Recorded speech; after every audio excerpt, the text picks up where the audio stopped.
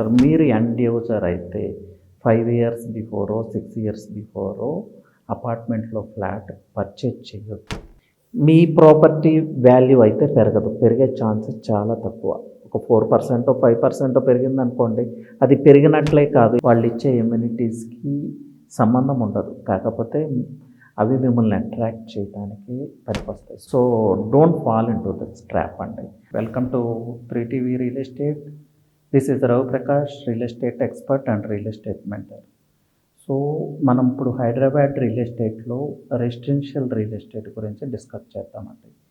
బయ్యర్స్గా, ఇన్వెస్టర్స్గా మీరు తీసుకోవాల్సిన జాగ్రత్తలు ఏంటి? ఒక అపార్ట్మెంట్లో ఒక ఫ్లాట్ పర్చేజ్ చేసేటప్పుడు మీరు కన్సిడరేషన్లోకి తీసుకోవాల్సిన ఫ్యాక్టర్స్ ఏంటంటే, మీరు ఇన్వెస్ట్మెంట్ పర్పస్ పర్చేజ్ చేస్తున్నారా, లేకపోతే మీరు కన్జ్యూమ్ చేయడానికి, అంటే you are going to live there, మీరు కన్జ్యూమ్ చేయడానికి పర్చేజ్ చేస్తున్నారా, మీరు ఎండ్ యూజరా కాదా, ఇది డిసైడ్ చేసుకోవాలండి ఫస్ట్.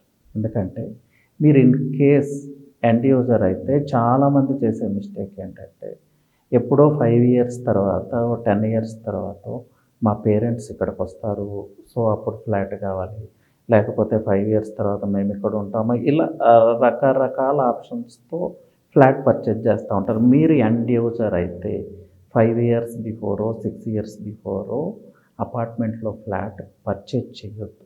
దీనికి రీజన్ ఏంటంటే, అపార్ట్మెంట్ ఎప్పుడు కూడానండి ఒక 5 ఇయర్స్ వరకు, లేకపోతే మ్యాక్స్ 10 ఇయర్స్ వరకు ప్రైస్ గ్రో అవుతుంది. మ్యాక్స్ 10 ఇయర్స్ కూడా చాలా ఫ్యూ స్ట్రక్చర్సే 10 ఇయర్స్ వరకు పెరుగుతాయి, మ్యాక్స్ 5 ఇయర్స్ అంతే.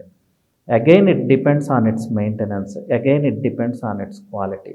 అలాగే ఆ అపార్ట్మెంట్లో నివసించే పీపుల్ యొక్క డెమోగ్రాఫిక్స్ మీద కూడా అక్కడ ప్రైస్ డిపెండ్ అయి ఉంటుంది. So after 5 years it starts depreciate అనమాట, ఆ వాల్యూ డిప్రిషియేట్ అవుతూ ఉంటుంది.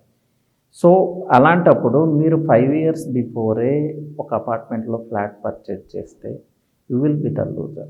సో మీరు ఎండ్ యూజర్ అయితే 1-2 ఇయర్స్ బిఫోర్ పర్చేజ్ చేసుకోండి, సరిపోతుంది. అలాగే చాలామంది రెడీ టు ఆక్యుపై కోసం చూస్తూ ఉంటారు.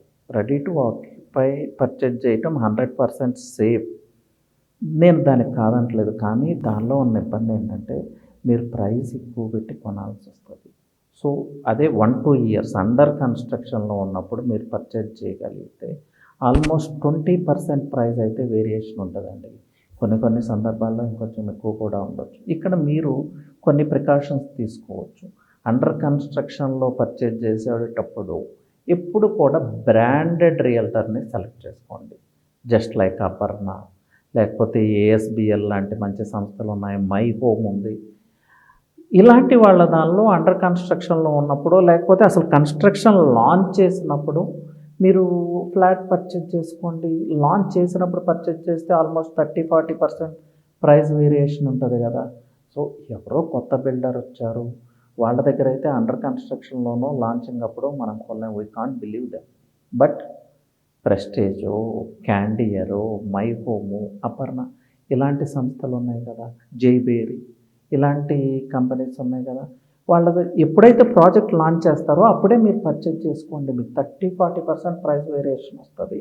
ఆ ప్రాజెక్ట్ కంప్లీట్ అయ్యే టైంకే మీరు ప్రాఫిట్స్లో ఉంటారు, you will be the beneficiary. అప్పుడు కావాలంటే మీరు యూజ్ చేసుకోవచ్చు, లేదంటే సేల్ కూడా చేసుకోవచ్చు with profit. That's the way to purchase a flat అండి.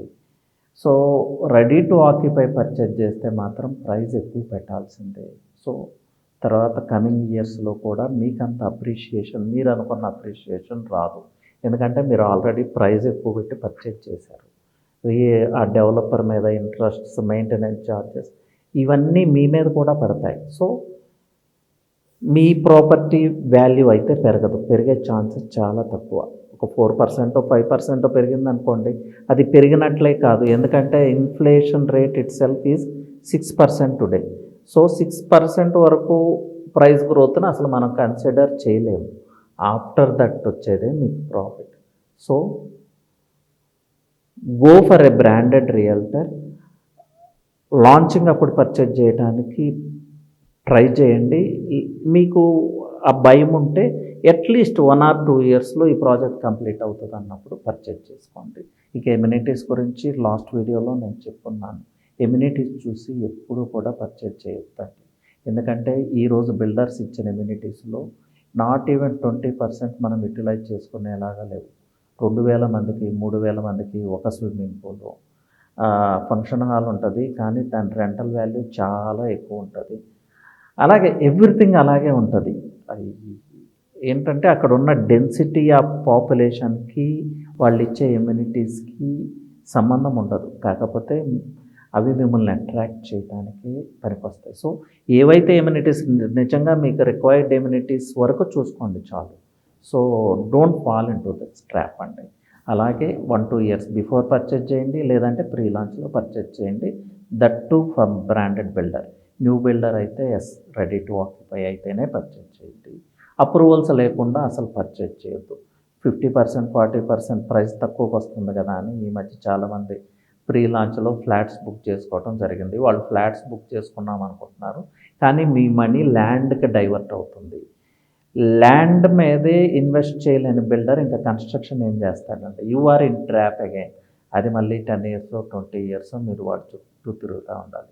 So don't do this mistakes అండి. అండ్ ఎనీవే థ్యాంక్ యూ అండి. Have a great day.